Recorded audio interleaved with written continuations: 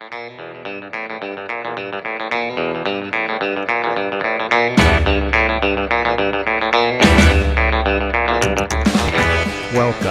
to Beyond the Beat, a podcast by Chain Story, the agency to elevate your status in crypto.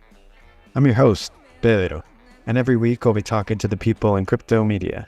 We'll be telling their stories, their failures, their lessons, and whatever tips or tricks they've got up their sleeves. Dan Roberts, thank you so much for coming on episode 3 of Beyond the Beat podcast. Pedro, it's my pleasure to be here. Thanks for having me on. I'd love it if you could give us a bit of an intro into your experience pre-crypto media, in crypto media, and then what you're up to nowadays. Sure. Well, let's see. I've been a journalist since 2010. Went to grad school for journalism and then worked for a small newspaper in the Bronx that was owned by News Corp and Murdoch, obviously, CNG, which some newspaper diehards will remember, Community Newspaper Group. And that meant that our stories ran on the New York Post website. So it was kind of like being in the Bronx arm of the New York Post, covering, shoe leather local news, community board meetings, playground openings, sometimes crime, mostly feel-good stuff. It was a once-weekly newspaper. And from there, went to Fortune magazine, and pretty early on, caught the crypto bug a little bit. And that's not to say investing in it. I mean, I wish I had bought more. That's not to say being a rah-rah crypto is the future believer per se, but just thinking, wow, this thing is really interesting. I first wrote about Bitcoin for Fortune.com in 2011. So very, very early. I mean, I'll meet people now and they say, oh, I'm an OG. I've been in crypto since 2019. It's like, okay. But it was never my only beat. I always kind of focused on both sports business and crypto, tech, media. And then from Fortune, after 5.5 years there, I went to Yahoo Finance. Same kind of things, but right around 2017, if you remember, was that, I don't want to say the first because there was one in 2013, 2014, but it certainly was the biggest, most mainstream like Bitcoin moment in terms of interest, in terms of cultural relevance. So that was a great time to be someone at a large digital publication that understands crypto and had already been covering it. So I really doubled down, covered a lot more crypto. I was hosting a daily live show and I had a lot of crypto guests on. So I've known a lot of these CEOs and faces of some of the bigger names for a long time. After Yahoo Finance, went to be editor-in-chief of Decrypt, which obviously kind of, I guess that was the moment of going full crypto, so to speak. Did that for 2.5 years. And then I went to Variant, a crypto VC fund where I was in-house editor. Very interesting, educational, learned a lot. It was certainly something different from journalism, but same foundational skills. It's writing, editing, working with thinkers, seeing what people are talking about and creating content to harness that and jump in on that. And then I left that job 3 months ago. And in the interim, I have been plotting my next move and also doing some consulting on crypto content for startups. Interesting.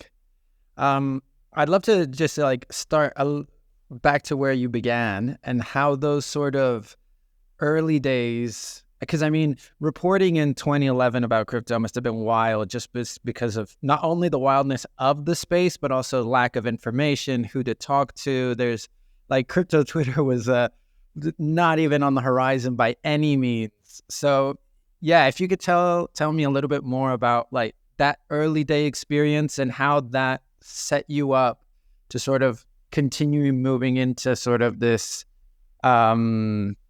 Decrypt editor-in-chief and going full crypto eventually. Well, you're exactly right that there was scant information and it was not easy. Like that first Bitcoin story, I got assigned by the Fortune.com web editor. The news peg was that Gawker had just written a big expose on Silk Road. If you remember this story, 2011, very good story, R.I.P. Gawker. And that story resulted in a number of politicians, including actually Chuck Schumer, issuing a public letter to Attorney General Eric Holder, basically saying, we want this Bitcoin thing looked into. This sounds illegal. It's untraceable, which is not quite true, as we know. and we want it shut down. And so I wrote a story. Again, it was the first time Fortune or Fortune.com had ever mentioned Bitcoin. That was basically like, what is this Bitcoin thing and why are politicians concerned about it? Of course, I have avoided saying this on podcasts over the last 5 years, but it's fine. Like, because as you said, it was hard at the time reporting on this stuff. But the headline they chose was, "The clock is ticking on Bitcoin."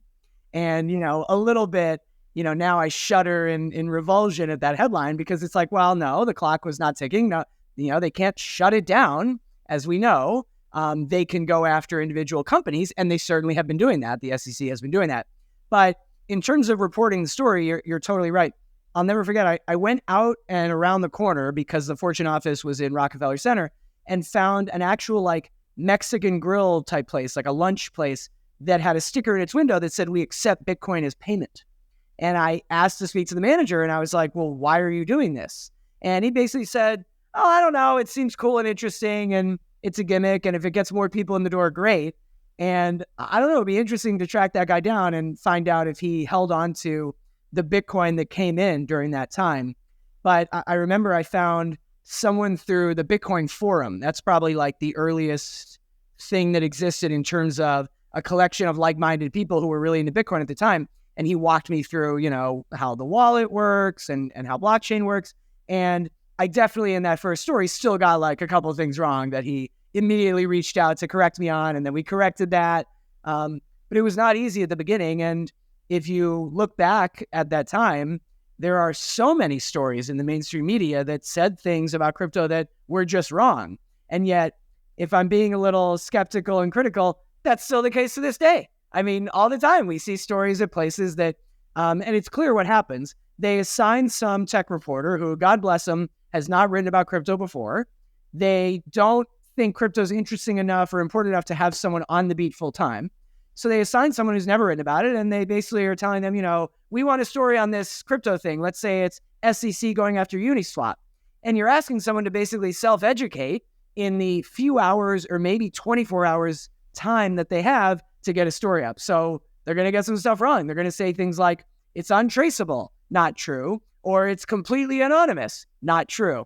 So it certainly has been really interesting to watch the trajectory of how the media covers crypto. And one last thing I'll say on that, I actually wrote about a month ago an op-ed for CoinDesk about this, but after all these years and after, crypto-specific media has cropped up, you guys at The Defiant, Decrypt, The Block, CoinDesk, and many other websites, and also many big legacy publications assigning reporters to cover crypto full-time. Even after all that, and how long has it been since, 2009, whatever, 15 years, 16 years, I find right now, and maybe this sounds cynical and depressing, that in many ways things haven't changed in terms of like the mainstream perception of crypto and the media perception of crypto. Yeah, it's funny that you say that, because I wanted to touch on that exact idea, which is sort of the evolution that sort of traditional media has had when it's reporting on crypto. And I can be cynical, but then at times I try to keep a pretty optimistic outlook, and I want to think that things are getting better. Do you think that there's any specific outlets that you look that are doing a really good job, maybe even something unexpectedly so? Or do you still think that they've just tossed it aside, continue to think of it as some sort of fringe part of finance, and it doesn't really need anything or anybody covering it full time or absolutely dedicated to the industry? Yeah, it's a good question. And I actually love talking about this stuff. And you always give the usual caveats of like not trying to burn anyone, right? And I appreciate your sunny optimism. I think a couple of things. First of all, it has gone in cycles and waves. For example, in 2017, that big hype cycle, and then again with 2021 and the meme stuff, Bloomberg really briefly doubled down. They suddenly had a lot of crypto reporters. And then when the price tanks, they kind of quietly moved some of the crypto reporters over to another beat, real estate or general markets or something else. And that's been kind of funny and interesting to see. I do think the Bloomberg crypto once weekly email is usually pretty good. But they definitely at one point had like the team size peaked and then they peel back. And I think all the big places have done that, even CNBC. And, over the last 3 months, I have talked to a lot of media outlets just personally about my next move. And one thing that I discovered for sure, and it's not what kind of people who report on crypto want to hear, but the big, been around for decades, legacy financial news media places, the people in power at those places still generally just don't think crypto is that interesting. It's not that they think it's a fraud or a scam anymore, and they're not dismissing it entirely, but the numbers don't lie. And even when I was at Yahoo Finance, like usually crypto stories did not click, frankly. I'll give you a little peek behind the curtain, They just, for that audience, and CNBC is another example. I mean, their audience just wants to read about publicly traded companies, stocks. And of course, now, yes, there's the Bitcoin ETFs, but for the most part, that audience, now maybe you could say it's also a certain age audience, but I'm not trying to be ageist. I mean, it's what the data shows, but they're just not that interested in Bitcoin.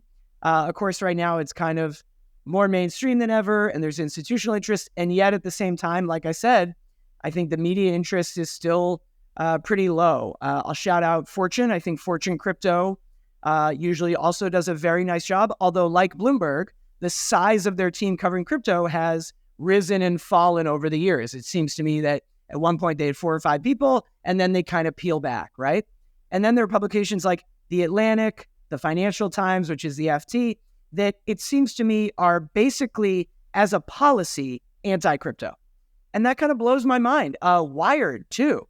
And again, I'm sure people could send me some stories that are exceptions, but for the most part, these publications over the last 8 years have been like virulently anti-crypto. It's like some top editor there decided and told the staff, we think crypto is stupid, and we're mostly going to write stories when things collapse so that we can point and laugh. I'll never forget, The Atlantic wrote something when FTX collapsed that was like, one of the biggest crypto companies has collapsed, and we can all go back to not caring about crypto. Ha, ha, ha. So that's always a little disappointing to me, but there are pockets of good coverage. Robinhood has launched a new business site separate from just the email newsletter that's called Sherwood Media, and they have been covering crypto pretty regularly, usually in short bites. And Barron's, too, will occasionally write some Bitcoin stuff. Yeah, I like Sherwood Media. I think that their snacks are great. But do you think that sort of having that really bias against crypto, even reporting it, is at the end of the day a fault or something that's going to play against the media, the outlet itself? Like if like, say, for example, The Atlantic, obviously I don't want to go too much into sort of cheerleader territory, like pro-crypto. If you're leaving crypto outside of it, you're just doomed to fail and have fun staying poor and all that stuff that we say. But do you still think that it goes against some sort of journalistic sort of ethos or guidelines or ethics or something like that to be like, nah, my stance is going to be completely anti this, and that's the way I'm going to go, instead of keeping some sort of neutrality at the end of the day for an industry that, I mean, it is just technological. Sure, bad things happen, bad situations arise, people lose money, all that sort of stuff, but it is a neutral technology at the end of the day. I agree with you. The tech is neutral, and people can commit crimes with technology if they choose to and if they're savvy enough. What we're really talking about here is kind of the broader ethical question, I think, about covering crypto. But I like that the way you've asked the question, you've applied it to being openly anti-crypto. What I would say about those folks, and there really are some prominent tech journalists, there have been some at Wired, some at TechCrunch, who it seems to me basically decided long ago that crypto is stupid. And so if they ever cover it, it's in a sneering way. And they just cannot and will not be convinced otherwise. And I guess I wouldn't say that there's anything unethical about that, but it's certainly disappointing. And it certainly shows a lack of intellectual curiosity. I've been very, very disappointed by a lot of the headlines I see. Now, something that has been true for over a decade is that mainstream financial journalists some of them seem to think that if you are a journalist and you cover the crypto industry and you own any crypto at all, then you're biased, you're a hack, you're just a shill. And to this day, I mean, that seems so close-minded and silly to me. And even more than that, it would get in the way of doing your job.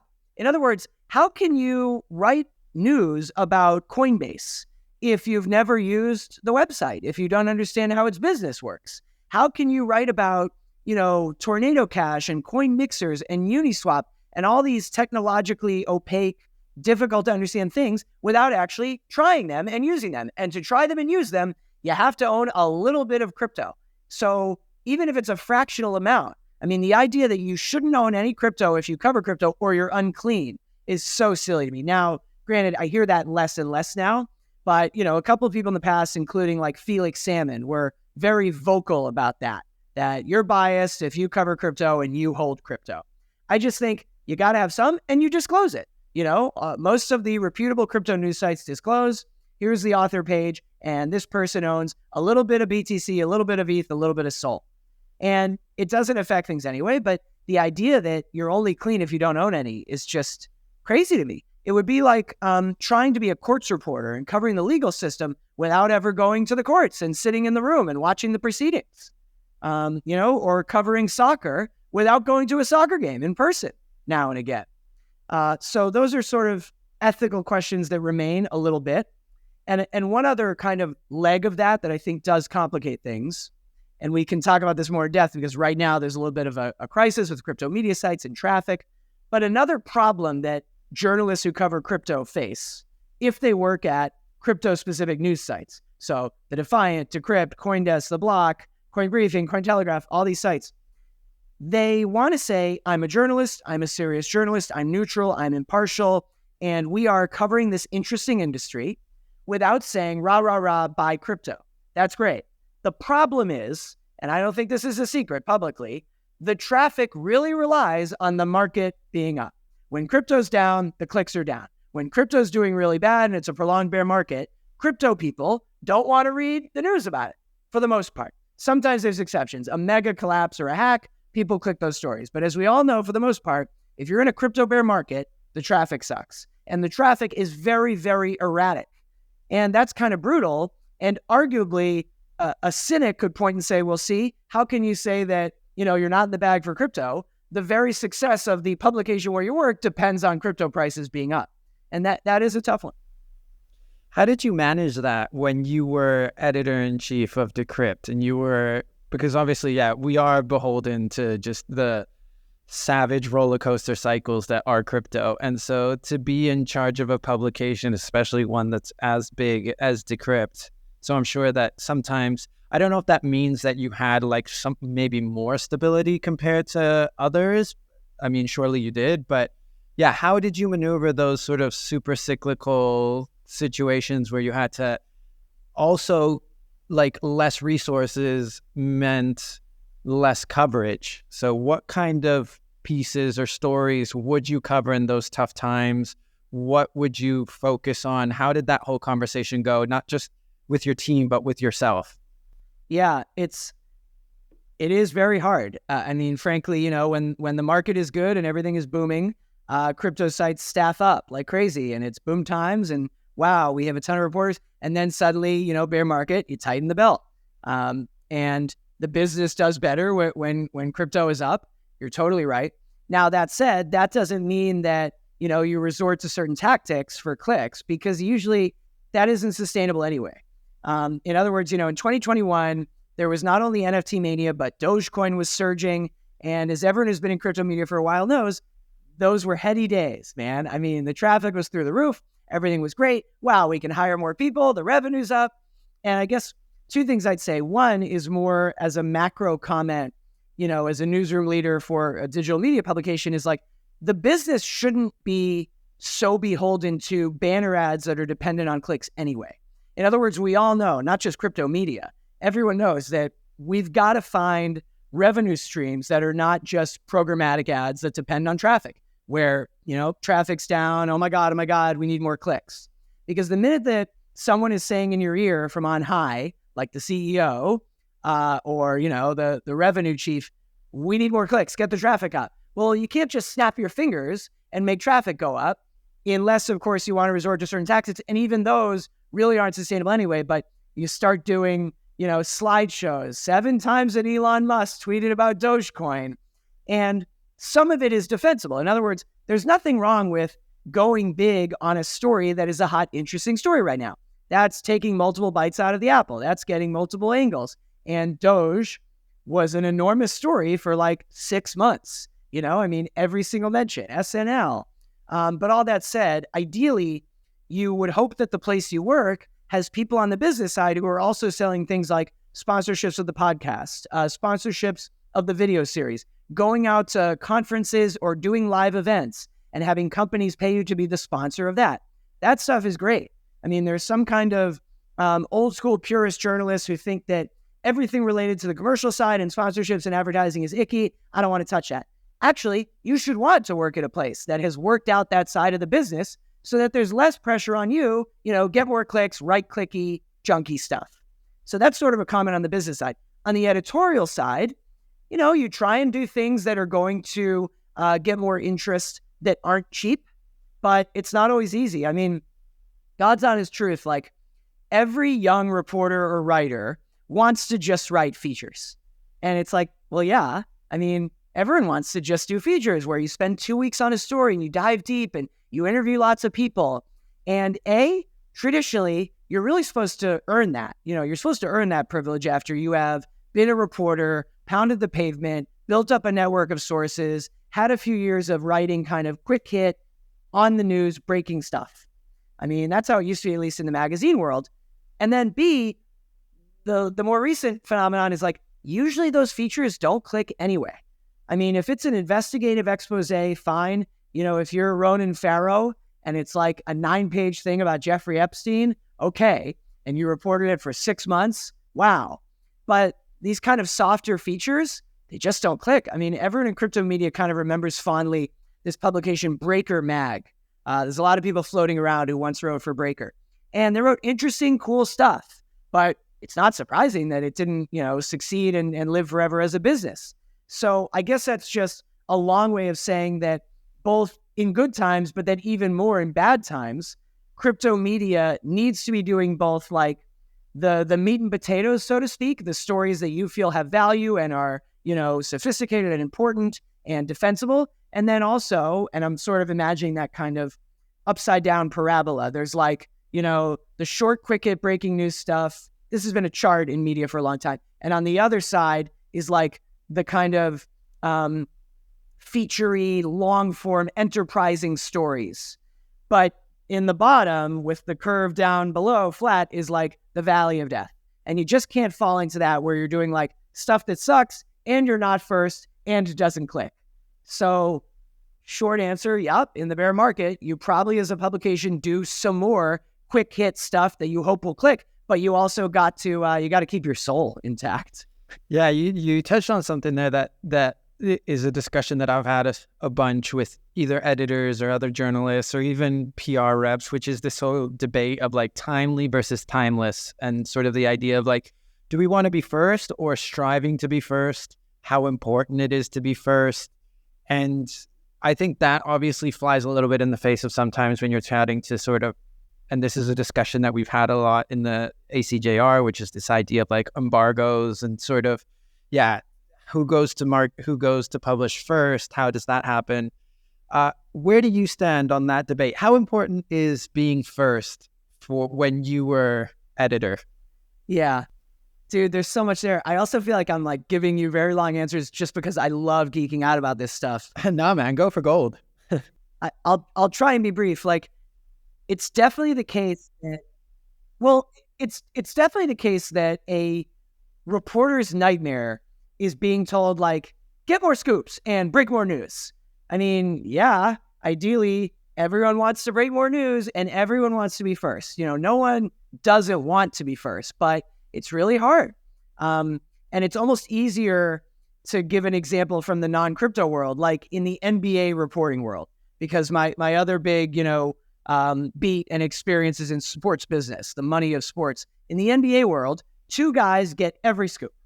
And it's even been written about. There's a fun, rivalry, and it's either Shams Charania or Adrian Wojnarowski. And every single trade announcement, deal, team sale, everything, one of those 2 guys breaks first. And I always think, man, it's brutal because there are tons of other reporters who cover the NBA, but the people who have news to share, agents, owners, athletes, they just always go to one of those 2 guys. And you always kind of think, well, wouldn't they want to share the love so that there's a little bit of variety? And the answer is like, nope. they've got Woj in their phone and they text Woj. And I think they also get a kick out of seeing the Woj bomb when Woj says, breaking, the Clippers are trading Chris Paul, whatever it is. And so that's just an example to say that, man, it takes time. It takes years for a journalist to build up a network of sources, a group of people who, A, actually are powerful enough that they have news to share, that they have things they can leak and tell you, and B, that they trust you enough that they'll give it to you, and that you trust them. Because as we also know in crypto, it's really hard. You can't trust everyone who sends you a telegram and goes, hey man, get this, I've heard that blah, blah, blah protocol is going under. They're illiquid. Well, you can't just go and tweet that. It could be some degen who's lying. It could be a bot. I mean, it's especially hard in crypto. I mean, you can if you're like the intern of someone. You can. Right. Oh my God, the best. I get it. I get the, fevered desire to break news, because if you get a really big story, CoinDesk with the, leaked balance sheet that brought down FTX, it can make careers. It can win awards. When I joined Decrypt, to answer your question directly, we certainly, certain people in power there said, well, gosh, we need to break more news. We need to be first. And I had the view at first that, and I still have this part of this opinion, I think everyone in crypto media is too obsessed with what their direct competitors are doing. In other words, at Decrypt, we were constantly looking at the block in CoinDesk. Oh man. And, it would kill me when the blocker CoinDesk got a scoop first or got a story up first. And that's a good thing. I mean, if you're really hungry and you care and you're on a beat, it should kill you when your direct competitor gets a scoop. But that said, if you're so single-minded and focused on that as a leader, the editorial team, it just wears them down. It's just, it'll just make them feel like they're constantly losing. And the other side of scoops is like, well, we can do the next day story. We can analyze, explain, add value for an audience. And there's total value in that, absolutely. Although, the sort of cutthroat, God's honest truth commentary on that is like, yeah, but that's like a softer, easier approach. That's an excuse. And nowadays, honestly, I think especially as traffic to crypto sites is down, I actually think that being first is more important and necessary than ever. And it's not what young journalists want to hear. It's kind of disheartening because it just makes it so competitive and kind of intimidating. Of course, if you're not first, you can be best, i.e. you can have the best story. But of course, the ideal, the dream, is being first and best. Now, you don't want to be first and be wrong. That's the worst. A couple of times, I'm pleased to say only really two prominent times I remember, we rushed to put something up and it was wrong. And it kills you. I mean, that's the worst, right? When people in the ACJR room are sniping at you, God, that's the worst. So you want to be careful. You want to vet stuff, but I think speed matters. And I think anyone who says speed doesn't matter is kind of kidding themselves. Yeah, no, it's a question that I ask myself, especially because like we live in this sort of attention economy where everything is like super fast, not only fast paced, but like super quick turnover, like even the news. So I asked myself as well, the other day I was just listening to a podcast where somebody was saying like 99% of all the content has been produced in the past 24 hours. Or the amount of content that gets produced in the past like 24 hours is equivalent to like this absurd number backwards. And I was like, wow. And it just sort of like, it had me for a week straight thinking about myself, like, how much am I putting out there that just becomes this sort of inevitable churn, of information, of content that's like, sure, it's filling up a page and that sort of stuff. And it's interesting and it's fun to write about. But then at the same time, I guess that sort of ties back to what you're saying. Like, we all want to write features. We all want to do like break that story. We want to be like build that career through that one like big breaking piece. And so, yeah, it was just something that just sort of toyed around in my mind for a bit. Well, and one thought there is like, it's a function of the internet and our, as a society, like insatiable appetite for what's new right now. I mean, look at everyone has their friend thread, right? And mine is guys who are not journalists, but they are, 30-somethings who are mostly successful in various career paths, and they are voraciously into what's new right now, and they follow certain like Wall Street and fintech influencer accounts. And sometimes as a journalist, it kills me to see like where they get their news. Increasingly, it's like Instagram, but it's also really informative. And I think that, you could sort of be navel gazing about the value of what you're doing. And I don't mean to dismiss that. It's certainly valid. But sometimes I also think that, real journalists just kind of have a voracious appetite. And it's like, keep going, keep going, keep going, hit it again, on to the next story. And you kind of don't stop and slow down.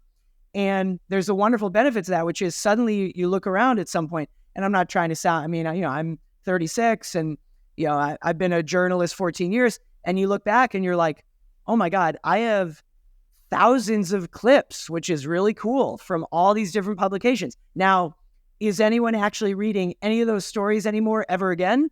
Probably not. And that's, to your point, that's a little sad if I think about it. It's a little frustrating.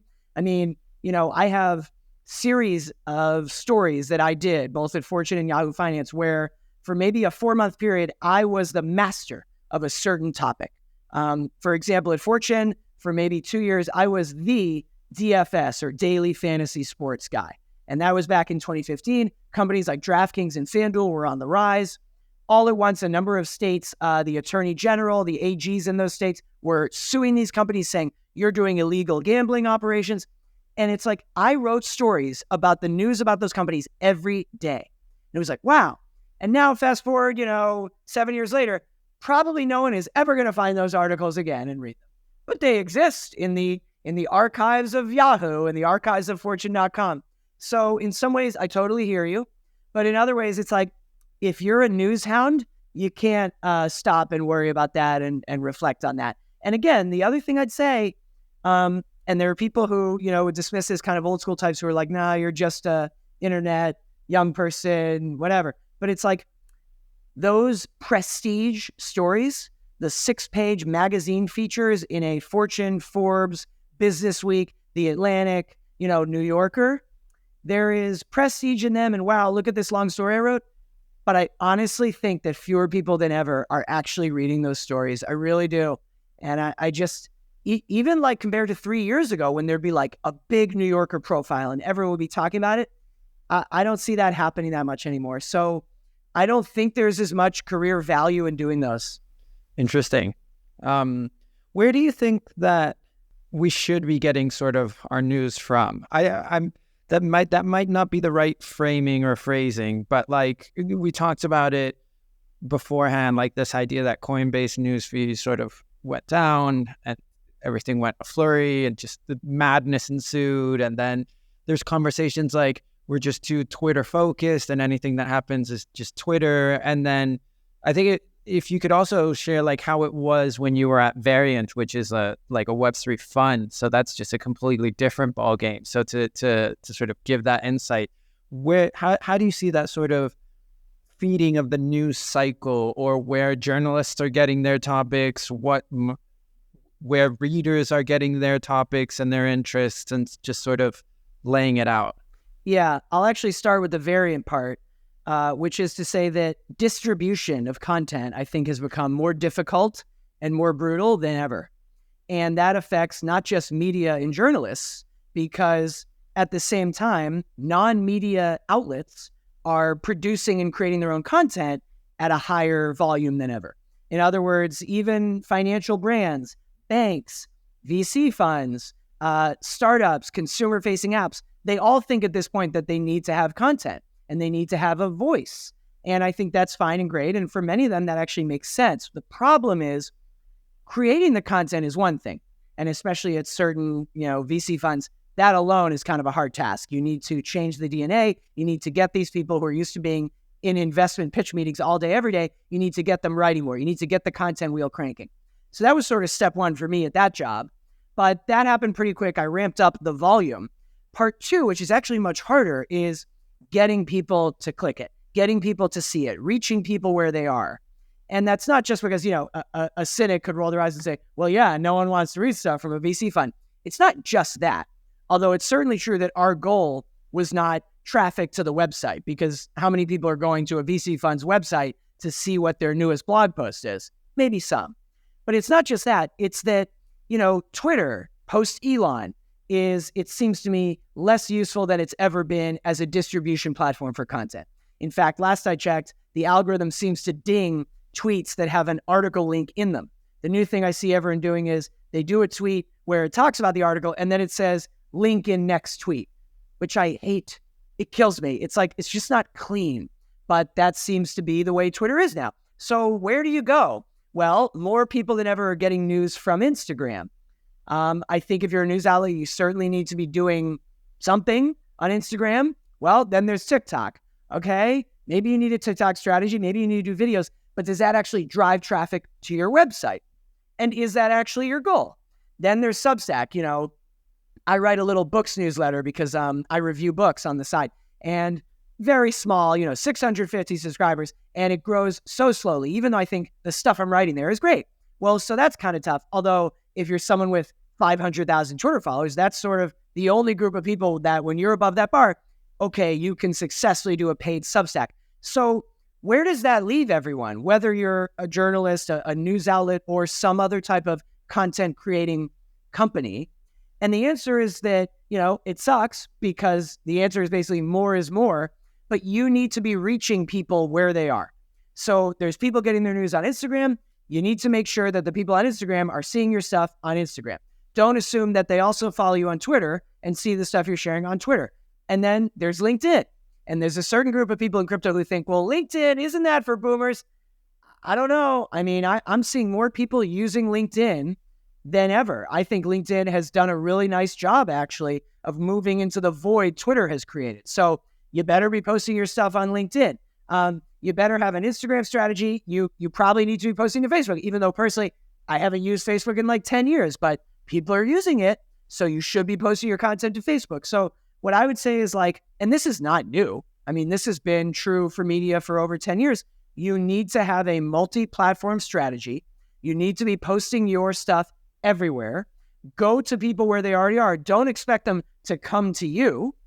And only a select few places can make the model work of we're basically just email newsletters. That only works if you are must read for a certain industry. For example, The Information. High value investigative stuff. Here's the org chart at Uber. People in Silicon Valley will pay for that. Or Puck, email newsletters from the beat person who is one of the most well-sourced beat reporters in this industry. If you care about Hollywood news, or if you care about finance and Wall Street, Puck. So those places to me are really wonderful. They're great models, but they're the exception to the norm. Everyone else, you need to have a mass blanket approach. What do you think that as a crypto media industry we're doing right? Because we've been talking a lot about the challenges, things that need to be done, sort of different strategies. But where are there any sort of, you don't have to drop any names or anything like that, of specific media outlets that are doing things that you think are right.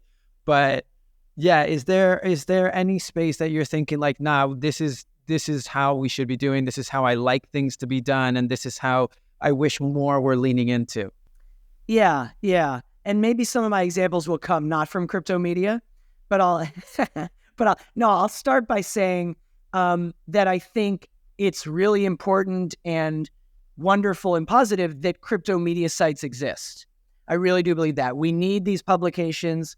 We obviously, you and I believe at the very least that crypto is interesting and that it's here to stay. That's what I used to say about Decrypt is that, we're not as a staff, rah, go crypto, but obviously if we are spending our professional life writing about this stuff, everyone on staff, even if you're skeptical about it, and some of the staff members there when I was running it didn't own any crypto, and that was a point of pride for them. You know how I feel about that. But even if for those people, we all believed this stuff is really interesting, it's fascinating, it's arguably the most interesting corner of finance, and that crypto is probably going to continue to exist. How many times have all of us who cover crypto heard well, couldn't it all collapse tomorrow? How many people say that to you? Couldn't it go to zero? And it's like, it's not going to go to zero. I mean, some stuff, okay, FTT, but Bitcoin and ETH are not going to go to zero, okay? I don't think it makes me sound like a crypto crazy to say that I believe that in 20 years, Bitcoin and Ethereum will still exist. I don't think that's that controversial to say. So all that being said, if you agree with that premise, then we need smart, principled publications that cover the industry. And I do think most of the leading crypto news sites cover it very well. And one thing I think they all do that's important, some more than others, is in every story, they explain what we're talking about. In other words, I constantly used to say to my guys, don't assume that every reader knows all the terms already, all the acronyms you're going to use. Oh, it's a coin mixer. Well, what does that mean? Or, well, it's an AMM. Okay, we'll define that. Just quick parenthetical. Keep the layperson audience in mind with signposts. I think most of the sites do that. That said, it is also true that these sites sometimes cover the exact same news as each other. And I think that they don't often enough ask themselves the question, is this new and is it interesting? In other words, every day we would receive pitches. You mentioned embargoes. Oh my God, constant flood of PR pitches and embargoes. And the pitch would be, embargo till Wednesday. Coinbase is acquiring thing very few people have heard of. Do we need to write that story? And a lot of people say, well, yeah, it's Coinbase. That's worth writing. It's Coinbase and they're making an acquisition. My litmus test was always, is this news that you are considering writing a story about, is it new and is it interesting? And sure, everything we're being pitched is new, but is it actually interesting? And, so many of the crypto news sites have, if you go to their homepages on a given day at noon, 5 of the stories on the homepage, everyone has those exact 5 stories today. And that always killed me. That always frustrated me.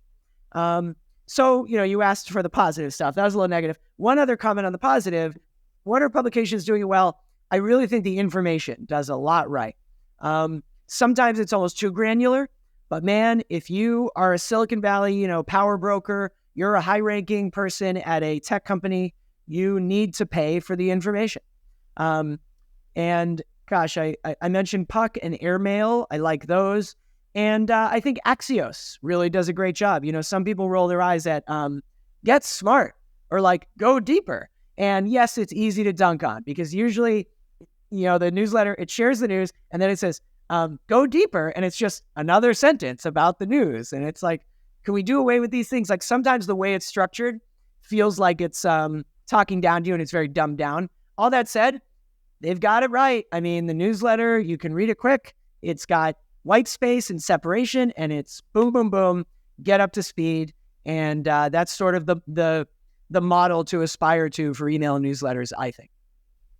Do you think that, going off Axios, I didn't actually read the article, so disclaimer, but it was something along the lines of, this is the most difficult moment in media history. Would you agree with that statement? And do you think it applies in any way to sort of the crypto media industry? Yeah, I read that story. By the way, it was only 4 paragraphs. It was written by Jim Vandehei, who's the co-founder of Axios. I appreciate you making me feel bad now for not reading it, being 4 paragraphs. No, I'm actually sort of, I'm doing another little dig at Axios, which is for the most part, their stories are never longer than 5 paragraphs. But no, it was more like a column a little bit. I mean, he had some stats he brought in, but I thought he hit it perfectly. In fact, I'm trying to find my own tweet because I tweeted out a quote from it. And the quote was basically it's harder than ever, but that doesn't mean that media can't succeed. There's a way to do it right. And then specifically, and it's another example of it's tough love. And a lot of journalists don't want to hear this or they dismiss it, but it's the truth. He said, the places that succeed and survive and thrive, it's not going to be by, I found my own tweet. All right.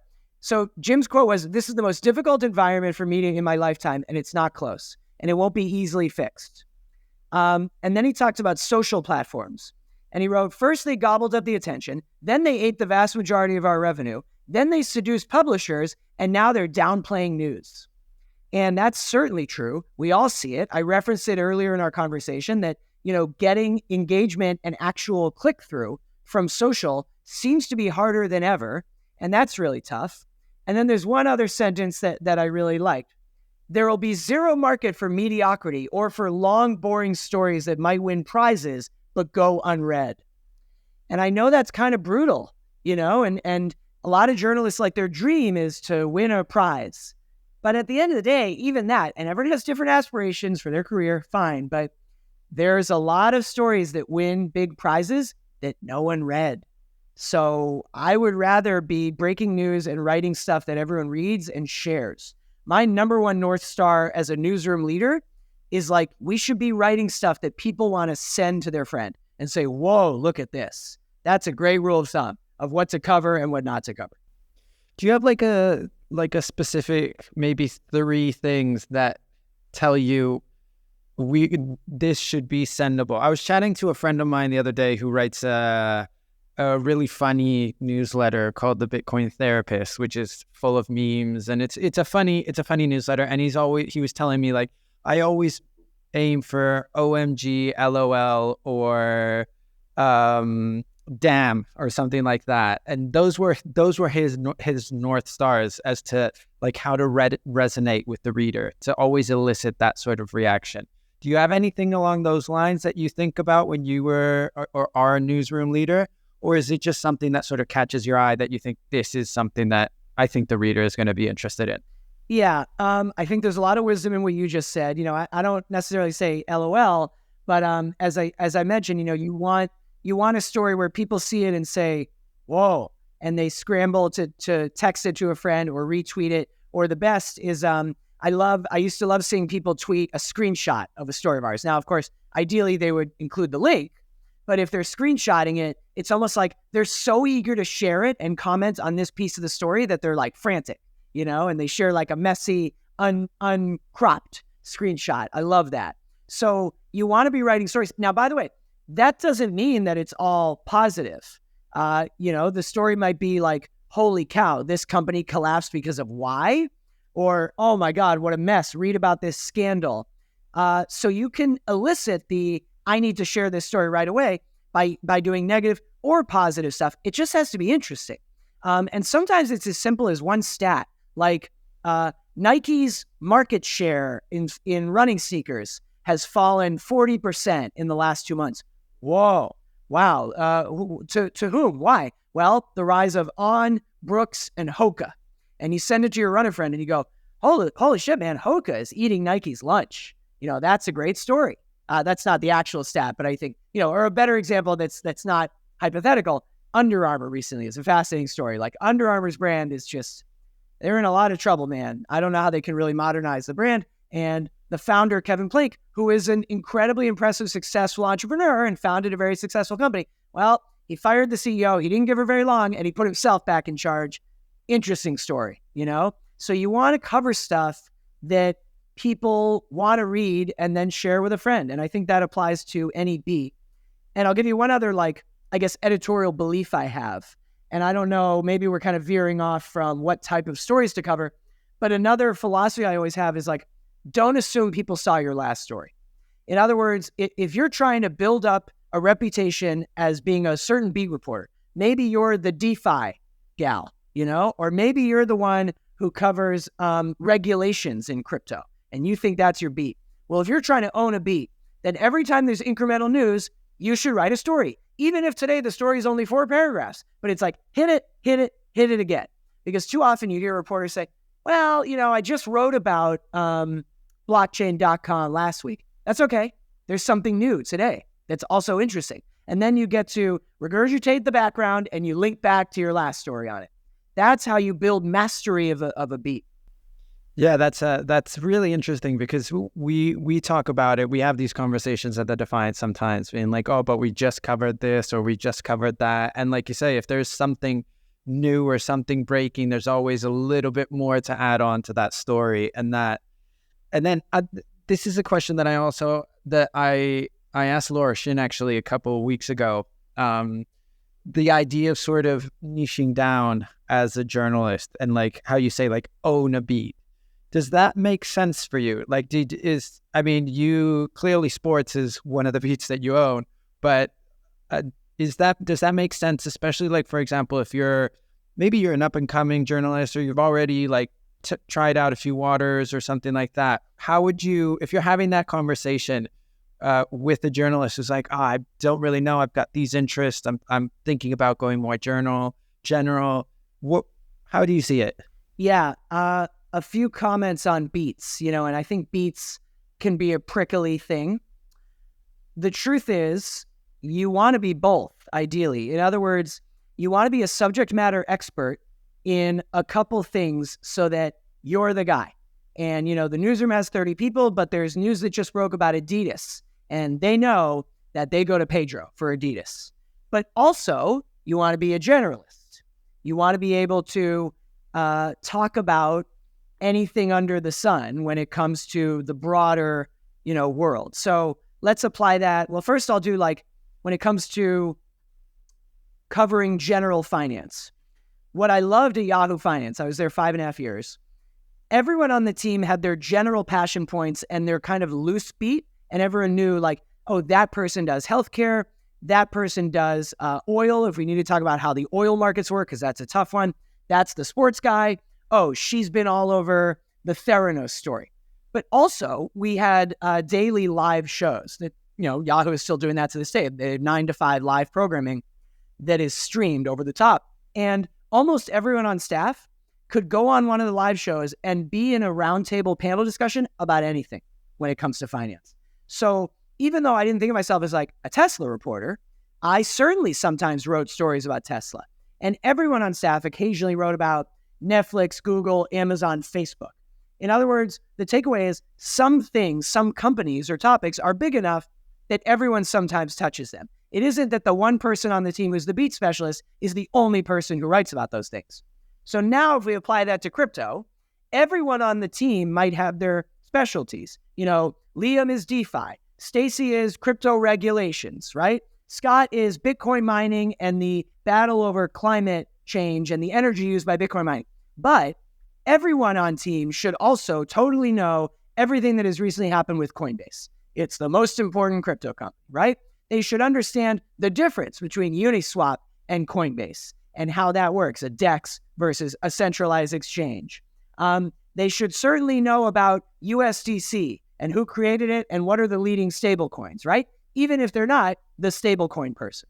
So that would be my advice to people is over time, carve out a specific niche, but also don't just have that niche. Because one last thing that I also believe about beats is once you have the foundational reporting skills and you know how to be a reporter, and that means having the tenacity to jump on the phone and cold call someone and get a quote and how to interview someone and how to see and judge, is this really a story or not?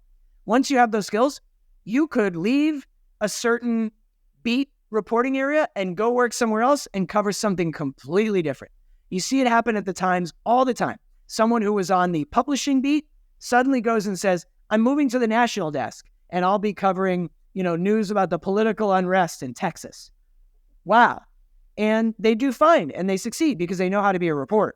So that would be my advice. You want to have a beat, but you also want to be a generalist so that at any time you can go cover something else. If I had to, tomorrow I could go be a courts reporter, even though, I could self-educate and I would learn a lot about the current interesting things happening in the legal system in a matter of weeks or months. No, that's awesome insight. And we're running up on time. I could honestly carry on with this conversation for a while longer, but I just want to end on something that you spoke about before, which is your book review. And it's something I've been asking people, the first couple guests. And it's the question just to end off on what you're reading and what recommendation, or what's a book that you're recommending now or a book that you usually recommend. This can be along the lines of crypto. It doesn't have to be. It's you can take it in whatever field you want. I love that. Do you ask every guest that? Yeah. Nice. Yeah, it's a great question to end on. And actually, real quick, I used to ask our guests on the Decrypt GM podcast that question. And you would sometimes, but not always, get interesting answers. When it wasn't an interesting answer, usually it's like, boy, I didn't realize how many people who work in business, especially like startup founders and entrepreneurs, read a lot of like self-helpy, entrepreneurial tips and advice books. I mean, I guess I shouldn't be surprised because that stuff just sells like crazy, but it seems like a lot of people don't read any fiction. For me, for pleasure reading, I predominantly read literary fiction, and I am a voracious reader, usually a book a week or a book in 2 weeks. So I'll plug my books newsletter where I recommend books. It's called Writing About Reading. But I'll give you a few book recs. First of all, I find that a lot of people in crypto, if they haven't read it, then they get recommended and then they love it, The Three Body Problem. Now, I have not watched the Netflix series, but all 3 books are just terrific. You know, it's Chinese sci-fi, and for years it hadn't been translated into English. And I actually, I saw someone maybe a year ago point out, it was Sonal at A16Z, who is like their head of all editorial at A16Z. She posted on Instagram maybe a couple years ago, like, I've heard that it says a lot about you which book in the 3 Body Problem is your favorite. Now, my favorite is the second one, which is The Dark Forest. But each of the 3 books is pretty different, but the premise is just fantastic. You know, the premise is we've made contact with aliens, and yep, it's exactly as you might fear. They're going to come invade us, and they tell us they're coming to invade us, but it's going to take hundreds of years before they get here. What would we do? Like, what would we do as a society? Would everyone immediately stop their current job and we'd band together and plan? But the people who are alive right now won't even be alive to see what happens. So it's a wonderful, fascinating premise. So 3 Body Problem. And then in terms of just general novels, I always recommend The Secret History to everyone. It's by Donna Tartt. That is my favorite book of all time. I've probably read it 6 times. It just so captures a mood. You know, it's about classics majors at a small college in Vermont. Now, granted, I also minored in Latin, and I went to a small college in Vermont, so maybe that's why it speaks to me. But it is just so wonderfully written. So The Secret History, I've never recommended it to someone and had them not like it. And then much more recently, I loved this novel, Wellness, by Nathan Hill. And I'm certainly not the first to say it got a lot of buzz, a lot of positive reviews. It's a bit of a doorstop. His first novel was called The Nix, which a lot of people liked. Actually, didn't love that as much. But Wellness is so contemporary, and it's about, 2 young people with a kid living in a Philly suburb like right now. And it's dead on, I mean, I have a 1-year-old and we live in the suburbs of New York, and it's a really, really dead on cultural satire. So Wellness by Nathan Hill. Those are a few. Nice. Yeah. A few more to jot down on my endless and ever-growing reading list. But what have you loved? What have you loved recently?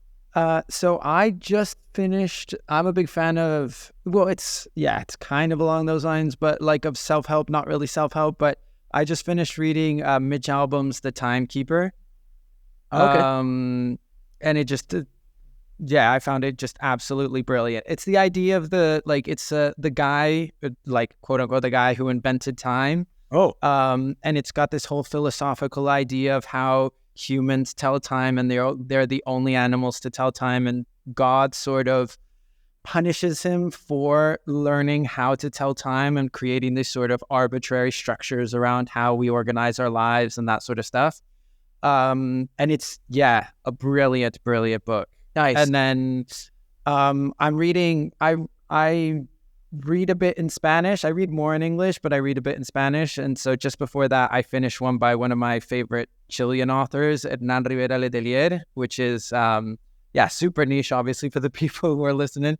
But he writes a lot. He writes also literary fiction about his times when he was living in like old mining villages up north in Chile. They don't exist anymore, but he's got such a colorful way of just creating characters and using language and just naming them and the things that go through and all that sort of stuff. I've read every single book that he's written, and I think he's written something like 18 or 17 or something like that.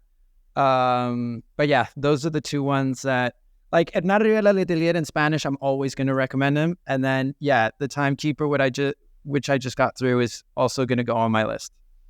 But great way, I think, to end out. Oh, I was going to ask if you like Chilean writers. Are you into Bolaño? Yeah, I haven't read him actually in a while, though. Last time I think I read something of his was in university, which is, I'm also 36, so was a little bit ago. But yeah, I haven't read him in a while. Have you? Yeah, well, everyone talks about Savage Detectives, which was okay. It's not my favorite, but I love his short story collections. I've read a few of those. There's like The Insufferable Gaucho, and there's one called The Return, and I like his short stories. Yeah, I'll have to check it. I'll have to grab them. But yeah, Dan, thank you so much for the time, for the energy, for the mind. This has been a fascinating conversation. I really, really appreciate it. And yeah, look forward to talking again. Great fun, great podcast, and I'll keep listening. Thanks so much, Pedro. Take care.